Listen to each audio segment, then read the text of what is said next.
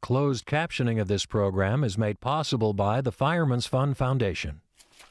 The shooting at a nursing school in Oakland leaves a grieving community searching for answers. A tough week at Yahoo as more than 2,000 workers are laid off.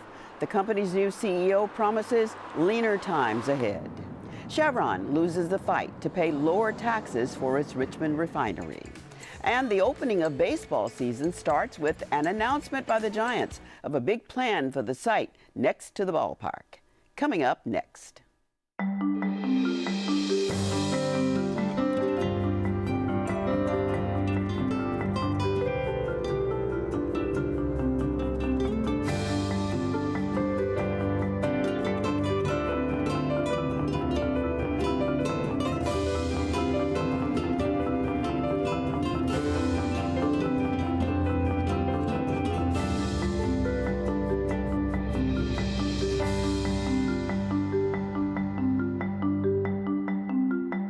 Good evening. I'm Belva Davis, and welcome to This Week in Northern California. Joining me tonight on our news panel are Rachel Gordon, San Francisco Chronicle City Hall reporter; Lisa Vorderbrueggen, Contra Costa Times political reporter; and Kara Swisher, co-executive editor of All Things Digital; and Mina Kim, KQED news reporter. Mina, we've heard a lot about this tragedy of the week, but how is the Korean community responding to this? Well, I spoke with faith leaders and service providers in the community, and there's a lot of shock, a lot of grief and confusion in the community, and understandably so. I mean, this occurred at a school that caters to Koreans. Among the dead are 2 Korean American women in their early 20s, and then the alleged shooter is Korean American.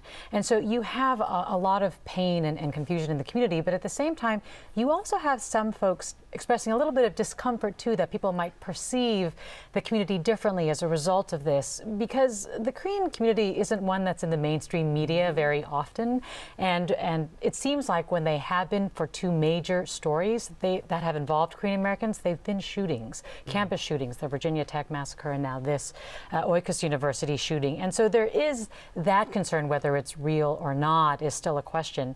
The other thing that I'm hearing is that people are wondering if this is an opportunity for the community to really look at stigma in the Asian American. It's well documented in the Asian American community that there is stigma against those seeking mental health services. And one go, the alleged shooter, he did, seem to display some signs. There are administrators who say that he had anger management issues. There are students who described him as sort of a loner and sort of unapproachable. And so the community is sort of asking itself the question of, is there something we could have seen? Is there a way we could have reached out to this person to avoid such a tragedy? So there's a lot of that soul searching going on.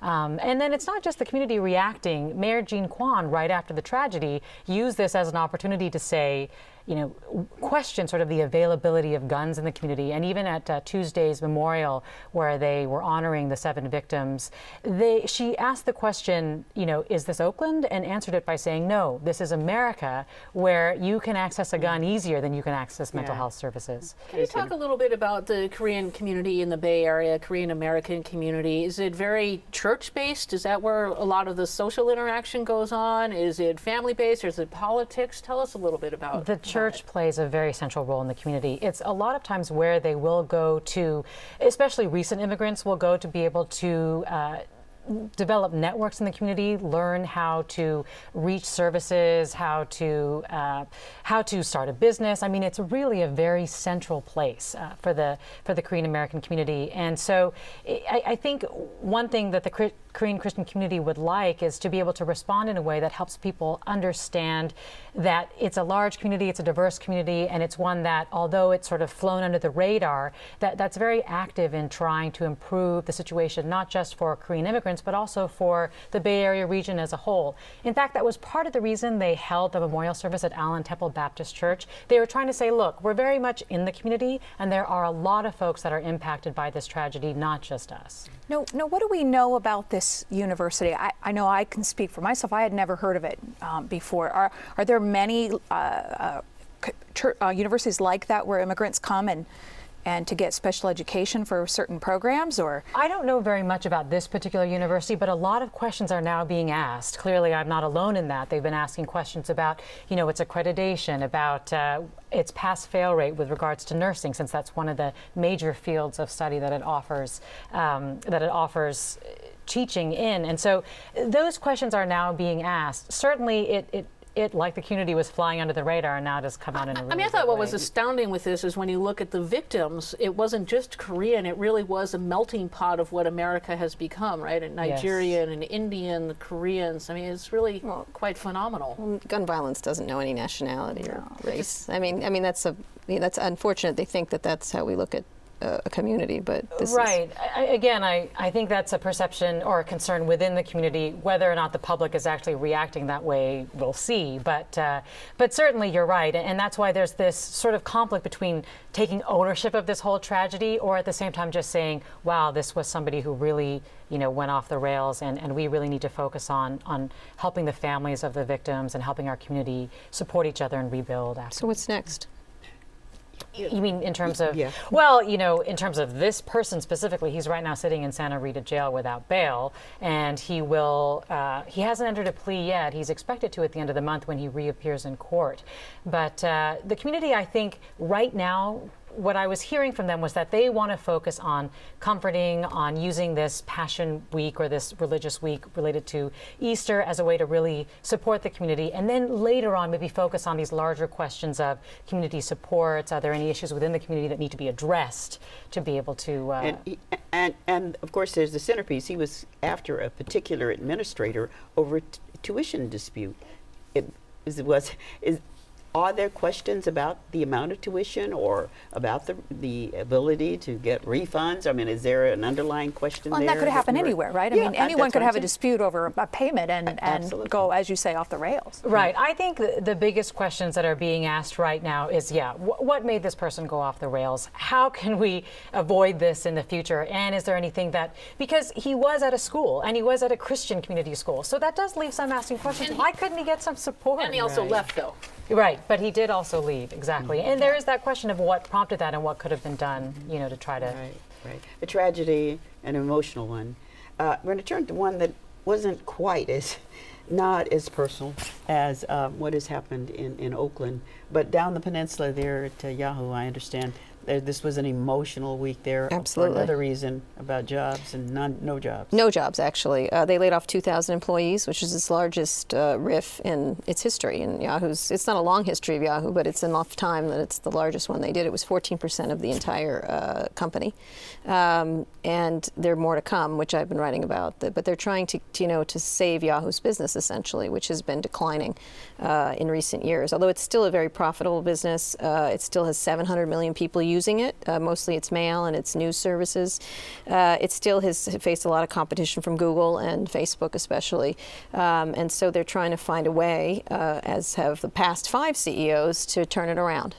Kara, what happened to Yahoo? When did it go off the tracks, so to speak? Or at what point did it lose its They've made so many mistakes. It's hard to know where to begin. I mean, it's been a series of strategic misfires by the company's leadership, and it's always a different leader, which is interesting. That's one thing, is they've had a series of leaders who've gone one direction and jerked away in another direction, and it's problematic for a business not to know itself. One of the big jokes in the Valley about Yahoo is that executives can't answer the question, what is Yahoo?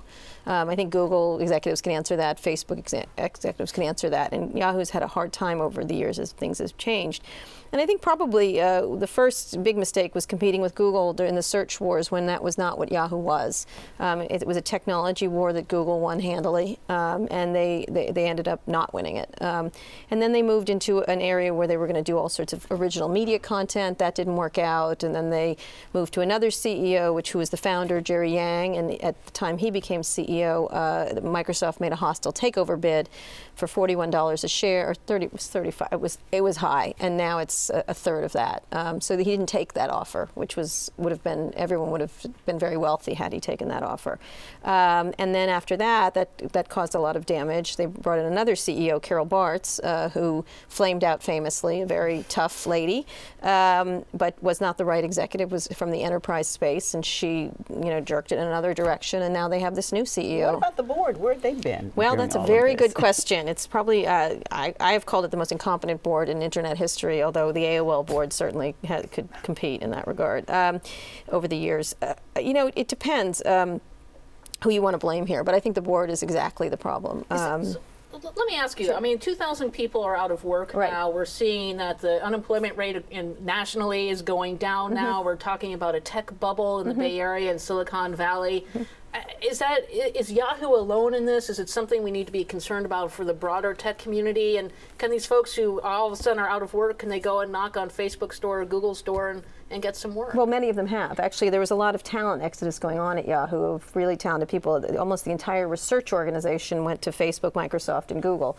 They had a fantastic research organization, which is critical to internet companies to find out what's next. So yeah, a lot of these people will get jobs. The tech industry right now is doing a lot of hiring. It's a very good place to be, and so quite a few of these people, they had a relatively generous severance package. So there will be time for these people to find other jobs. I think the issue is, can this company, which has this many users, find a way to right-size itself and then get to a place where they have a business going forward? Well, yeah, that seems like the big question. It feels like, just in your description, right? They've tried everything. So is there really a future for a smaller, leaner And Yahoo? is there room in the market for Well, it's a for question. Yahoo, Do you use Yahoo? Do you Yahoo? You No, Google, Yahoo right? isn't a verb like Google is. Well, I don't it isn't. I don't Yahoo, I Google. Yeah, or I don't like Facebook. Yahoo. Yeah, so what Yeah. buttons do they have? It's got a great media distribution. Yahoo News, Yahoo Fantasy Sports is one of the most popular. Yahoo Mail. They have a lot of products that are very successful and that they could move in certain ways. It doesn't have to be. The idea of a portal is over, and that they were the portal. And unfortunately, in tech, things change rather quickly. And this could happen to Facebook someday, and it will actually. The internet, the young eats its old, kind of thing. And I think that's really what's happening here. But it doesn't mean it can't remain a dynamic and interesting company and have a lot of offerings to consumers. It also has a great brand worldwide. That's another. It's not a situation that AOL has gotten itself into.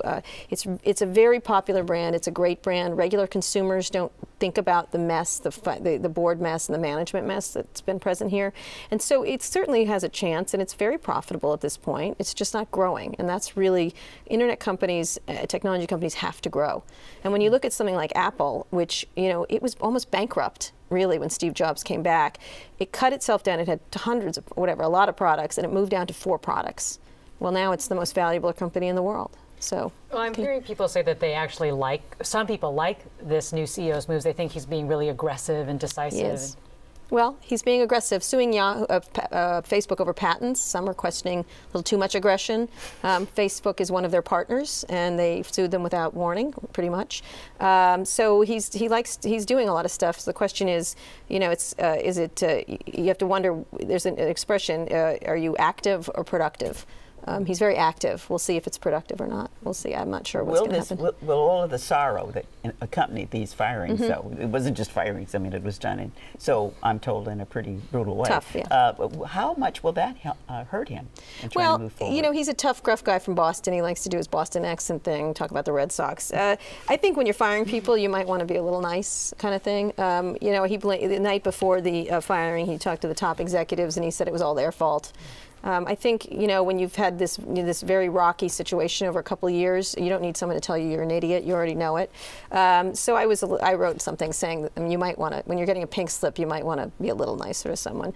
But, he's being tough, and I guess he feels this is the way to do it and to knock these people into shape. It didn't work with Carol Bartz, for sure. Yeah. But we'll see. He came from a good paying gig at PayPal, right? He's being very well paid here, much better, significantly more. So maybe a shorter term. We're talking about problems in the new industries. We're going to talk about a problem in the old industries, yes. the legacy oil industry. The legacy oil industry. Chevron found itself battling their tax bill for a long time. What's behind that story? Well, Chevron has been having this long-standing battle with the county assessor in Contra Costa for 8 years now. That Chevron's filed an appeal saying they've been over as paying their taxes for 8 years in a row. The first 3-year chunk Chevron won, and they got a big refund. The second-year chunk, all of a sudden, the new appeals board said, nope, sorry, you not only don't get a refund, but you owe $27 million. So there was a big shock in Contra. No one really expected that to happen. Chevron, least of all, it had been calling around and trying to butter up Richmond city officials and saying, oh, it'll be okay. We'll give you a soft landing. You know, when we win, you know, it'll be, we won't make it so bad. And then, you know, they get the bad news on Monday morning. That they not only, you know, but they were going to have to pay more. So, Lisa, I mean, it seems such a love-hate relationship with Richmond and Chevron. Yes, it has its jobs. On the other hand, there are the whole environmental justice issues there. Yes. Close your windows, get inside if something happens with the refinery.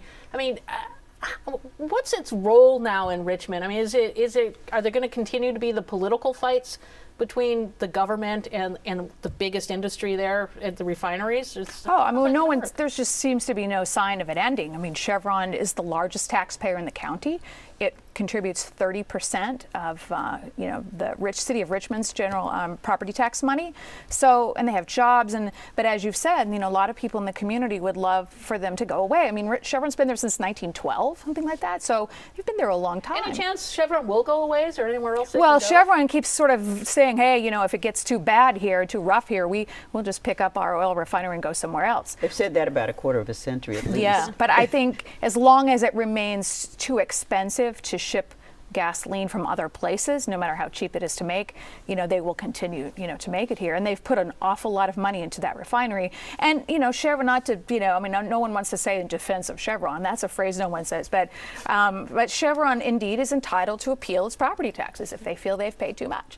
Their experts say that, you know, the county is Really, don't they have $27 million in the drawer somewhere? Well, for most of us, that would be like the change in our car, as you suggest. But for whatever reason, Chevron's very convinced that they are being targeted in some way by this assessor, and they are just on principle. They're willing to keep spending money. I mean, the county has spent over $4 million just since 2009 on legal bills trying to fight this. Do they pay up now or do they appeal again? Well, they must pay in order to take it to court. So you can't challenge taxes in this country that you haven't paid. So you have to appeal. Chevron will have to pay the bill, and then they have a number of months to decide whether they're going to take this second segment to Supreme Court. To the Superior Court, as they did the first three chunk, which that case is pending. So now we'll see whether they go to Superior Court for a second case. How does this decision then affect any moves toward a settlement between the county and the company? Well, gosh, I'm not hearing any kumbaya anywhere time soon. I mean, these two parties have been warring each other for all these years. The county assessor has legal jurisdiction over setting property values. No one else can tell him or her what to set for. So, and as long as he and Chevron remained at loggerheads, all the other political attempts at intervention seem to have fallen on deaf ears. So the next step would be, again, I mean, oil company's victim is not a winning strategy. No, relations the PR campaign's been pretty tough for Chevron to make here. Chevron has appealed its 2010 and its 2011 property taxes. So those hearings actually start, in the middle of the month on their next segment. They have a number of months to decide whether they go to Superior Court on the middle set of appeals. And in the first set of appeals, that case is still pending. So we'll see where it goes. But Lisa, I want to talk about the public relations campaign. It's a big jobs producer there. There aren't a lot of other companies clamoring to get into Richmond. Yes. There's not, Yahoo's not there, right? I mean, Right. so it seems like it really is. There's some people who say, I'm guessing, leave this company alone. Yes. Don't make it move somewhere else. It And is others a are going, huge schism in the city of Richmond politically between the pro-Chevron people and the anti-Chevron people. And there are, city council campaigns waged there every election cycle as to who's on which side of that camp. And of course, the county is in control of the property taxes that it pays. But Lisa, the refinery pays local taxes too. Can the county use this money? Can Richmond use this money, or does it go in some fund somewhere, or what Well, happens? Richmond and the county will both get a share of this $27 million. It'll be dispersed among the 144 taxing entities in this county of Contra Costa. And so they will get some of this money to spend by the time they spread it all out. Richmond will get about 12% of it, and the county gets about, so we'll see. They won't have a whole lot, but $27 million these days for local governments is nothing to sneeze at. So it's the tax man versus the oil man. Fantastic. That's about right. Yeah. I don't know which one to vote for. Yeah. When you get to vote for one and you don't get to vote for the other, but I believe, as long as we keep driving cars, we're going to need places like Chevron, even though they continue to get, the rough end of the PR stick. So. But the taxman has a little bit of the upper hand right I think now. the taxman has the upper hand now because he was accused of treating Chevron badly. Now the appeals board not only affirmed his numbers but raised them. So he's like, I didn't undervalue them. This board says that I didn't bill them enough. Well, if you live over there, all you want to know is how soon do we get the money? Yeah, the billing process was underway, I'm told, by the county auditor, and it may be a matter of a few months before the check is literally in the mail. Okay, well, the city of Richmond doesn't get a lot of good news. Not so good, as we said, for Chevron, but certainly for the county over there. So we will just... We'll see what happens next. I think it's going to be job security for me, so I can't complain. Okay, seeing what happens next. Now we move to Rachel Gordon and her best friends, the San Francisco Giants. Let's talk about bad news again. The Giants lost its season opener tonight to the Diamondbacks in Arizona, 5-4. But we have some hope, perhaps, that when they come back to their home opener next Friday, maybe you'll be at the game and not. Well, you can go to the game and watch the show next week for that. But it is the opening of baseball season. The A's open tonight in the United States. In fact, they had their first couple of games in Tokyo against the Mariners. So they're doing that. They might even go to London next year for Major League Baseball openers. But it is the baseball season. And it's politics, it's sport, it's development. So it's a lot of different things. Let's just talk a little bit about the Giants, of what it might mean. Don't forget, it was 2010 when they won the World Series. Everyone's excited about that. Last year, a sad season when the catcher, Buster Posey, got busted. Not in any kind of legal matter, but he was hit hard at home plate and was out for most of the season. The Giants brought in some good bats this season. Two outfielders, Melky Cabrera and Angel Pagan, so they're hoping that they might get some bats there, as long as with their stellar pitching. I mean, we're seeing now at spring training, they're looking pretty fresh, and they're hoping to have a good season. They're really going to be the team to beat in the National League West. And we have to look at the A's a little bit as well. As I said, it's their home opener here tonight, and it's not going to be a good season for them. And if it is, it's going to be a miracle season for them. They do have one exciting player. His name is Jonas Cespedes. Who's good at Spanish? I'm not on that. But he's a really interesting player. He's great in the field. He's a great batter. He's very fast. He came from Cuba, defected first to the Dominican Republic, and so that's going to be their go-to guy this year. But they've really are in a rebuilding mode. So it's kind of fun if you like baseball. It's going to be an exciting season. It's also kind of fun for me. I've been in this business a very long time, and I'm sitting here with 4 women around me, and one woman is talking about baseball, and that's a gender marker of some sort. It is, except if you go to the A's games or the Giants games or a lot of the Major League Baseball games across the country, there are a lot of female fans there. The Giants, you have to look at them too as what they've done. They've become such a part of the community in San Francisco. It's not just about sports. They've been doing a lot on the domestic violence front. They've done a lot on the AIDS front. They did the first major league team to do an anti-bullying video. I mean, they've really gone in there and made a mark in San Francisco, which brings us to another mark that they want to make, and that's going with a huge development in the city. They just unveiled plans this week publicly saying that right across the canal from AT&T Park, in a parking lot now, they want to put up a $1.6 billion development. That's a lot of money that they want to put into this to develop the land. You're seeing photos now. It's going to be parks, it's going to be housing, it's going to be office space, a lot of retail and restaurants. They said they don't just want the cookie cutter chain stores in it. They really want to have a San Francisco neighborhood to kind of be a continuation of what Mission Bay has been, and really how the neighborhood's built up since in the last decade or so, since the stadium's been there as a presence. Now San Francisco notoriously gives developers a really bad time. How, is this going to happen, or is this all kind of set? It's an interesting thing, because we saw what just happened with the America's Cup races in San Francisco on the waterfront. But there's a difference between what happened with the America's Cup and the people just kind of came in from nowhere. Who were they? And what's happened with the Giants. They really have been entrenched in the community. In fact, when they built their new stadium, they did their homework. They brought in Quentin Kopp, the conservative lawmaker turned judge, now he's coming back to a commission in San Francisco, Roberta Achtenberg, and Cecil Williams from Glide Church. So they really kind of know how to get a feel for the community. They've been rolling out their plans first with members of the Board of Supervisors and at City Hall. Then they've been going to editorial boards. So we're going to see this build up. But you're right. People don't like development in San Francisco, so there's going to be a lot of give and take. That neighborhood is perfect. I run around there a lot, and that's an area you can really unite Mission Bay, which is sort of out there, there, as almost like an island with that large. It's a large parking lot. It could be fantastic. It would really unite the city, Right. all the way down 3rd Street. We're also getting the new UCSF hospitals being built there at Mission Bay, and we have seen a neighborhood grow up. The Rincon Hill, there's one tower now. There might be more there. If you walk down King Street, in that area, you're seeing some more businesses pop up. You're seeing a lot more families with strollers. There's the Mission Bay Library is dynamic right now, and parks are going in there. So it is a chance to build the neighborhood, but we're going to see big fights over things like union jobs for the construction jobs. Are they local hires? That's a big issue in San Francisco. We're also going to be seeing issues about anything, if any views are going to be blocked. Parking? Yeah, no, parking, the Giants have done this incredible job of having 50% of the people who come to the games come on public transit.